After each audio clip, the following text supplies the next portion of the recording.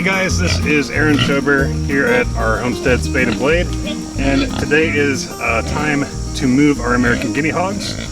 So I'm going to show you how we go about doing that, and let me go ahead and introduce you to our hogs. So we have 3 hogs.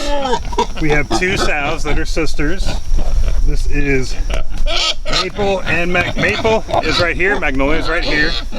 They look very much alike, but one's a little bit bigger. And this big rough guy behind me is our boar, Baberaham. You can tell that these are very friendly pigs. They love rubbing up on you. They love, they love each other. They love just getting pets. If the timing's right, they like to roll over and get their bellies scratched. Like to nibble on me too. So we're really affectionate with our pigs, as you can tell. That's one of the reasons we liked the American Guinea Hog, because this is as big as they get. Baberaham here is pushing 250 pounds. He's probably not going to get any bigger than this. So when he gets affectionate like he does, it's not going to knock us over, it's not going to crush us or anything like that.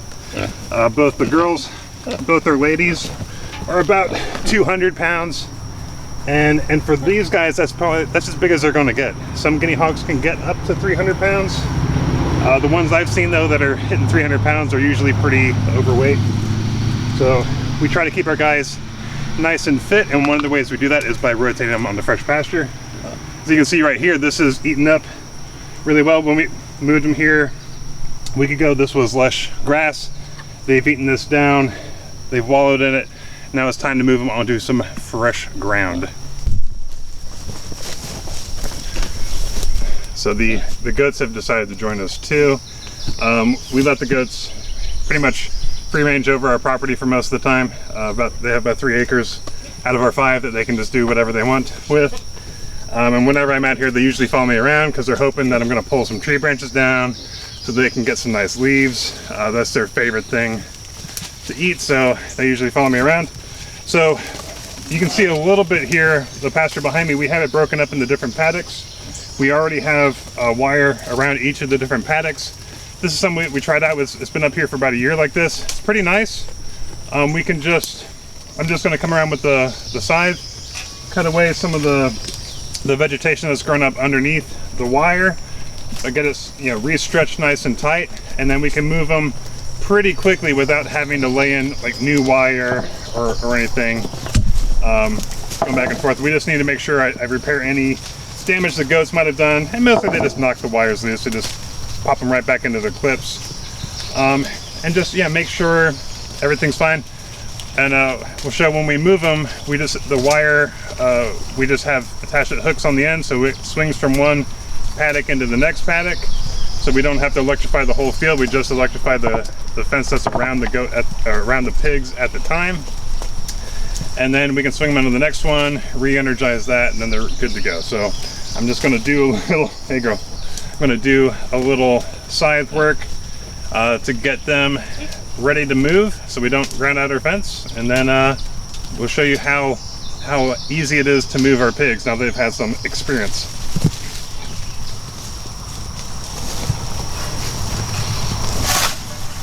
So the scythe is great for this because I can really put it right down underneath and just pull through and pull a lot of that vegetation out of the way with less chance of actually cutting the wire than if I was using a weed eater or something a little clumsier than the scythe. So I can really get it down there and just pull it through just flush on the ground. So it'll be something for you guys to check out.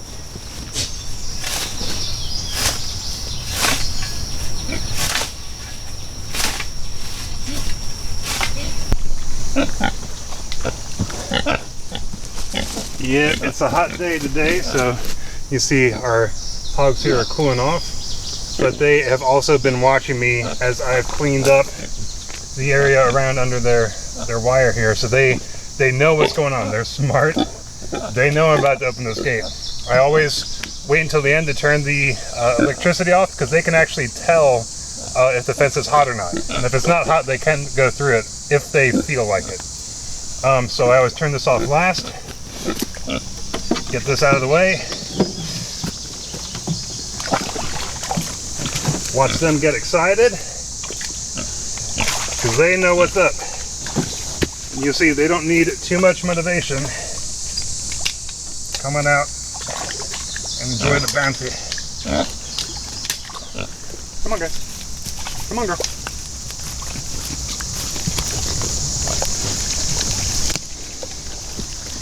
So when they were young, or when they were new to us, sometimes we would have bread or something that they really like to kind of lure them from one place to the other. But these guys know the drill. They've done this enough with us. As soon as we let the fence open up the fence, they know they're not going to get shocked. Once I move it, they come right through, and they are as happy as can be. Like, there's nothing happier than a hog on some fresh ground. So let's see if you can see them.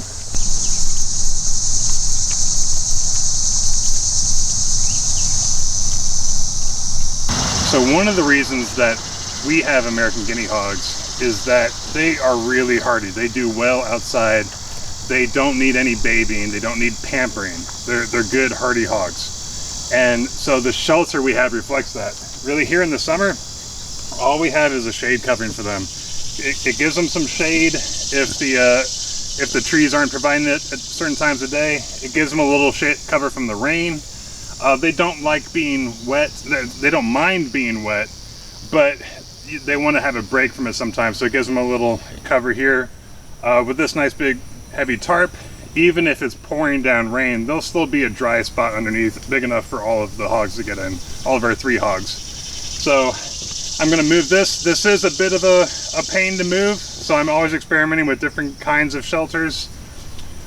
We had one before where it was a curved cattle rail built into a wooden frame with a tarp over top, but Baberaham, our boar, really didn't like that, and he would keep ripping the tarp off of it and ripping the tarps to pieces and tearing them off. This he doesn't mind, maybe because it's open everywhere underneath and they can come and go as they please and nothing is going to trip them up. And they can even rub up and scratch on the T-post if they need to. So this has been good for our hogs so far. So now I'm going to do my my favorite part of this, pulling T-post and putting it back in. So let me grab my gloves.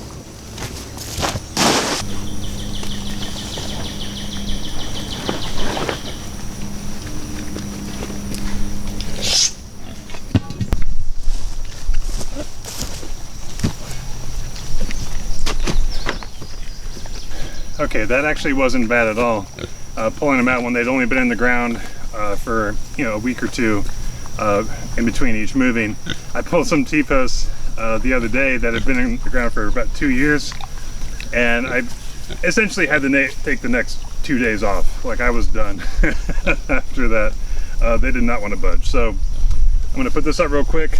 We're going to have 2 T-posts going down the spine of it here, and we run wire through.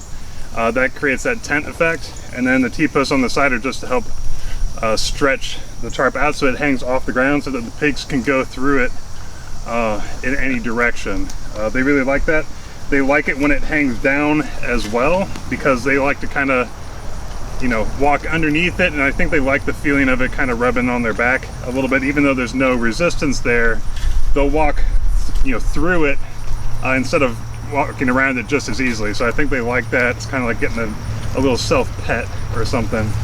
So I'm going to hang this up, put these up real quick. Putting them in is a little bit harder than taking them out, but through the magic of editing, I'll make it look easy as pie.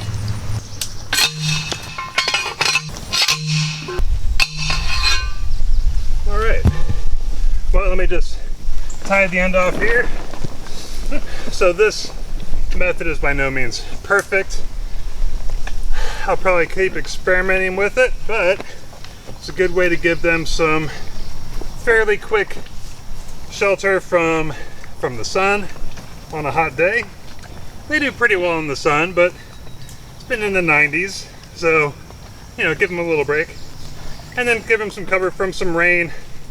Unless it's some torrential downpours, this might fill up. But if it's a gentle rain, they're under here, they're perfectly fine, perfectly content.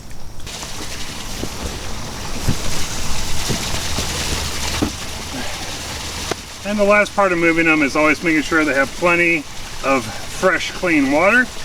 So we have this big, I think it's 50-gallon rubber tote, and they can get in here and drink. If we fill it up high enough, they can just stick their heads in and drink.